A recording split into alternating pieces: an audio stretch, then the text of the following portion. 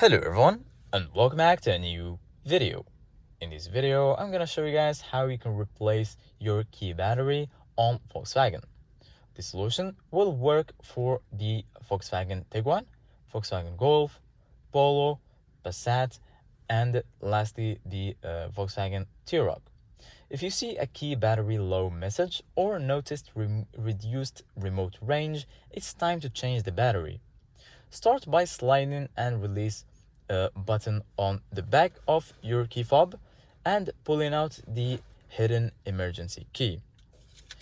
Then use the emergency key or a small flat tool to gently pry open the key fob casing. Be careful not to damage the plastic clips.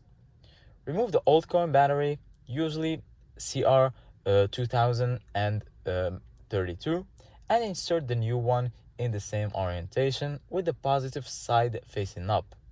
Snap the key fob back together securely, then reinsert the emergency key. So after that, all you need to do is test and lock and unlock the lock and unlock buttons to make sure everything works correctly. And that's how you can replace your key battery on your Volkswagen key fob.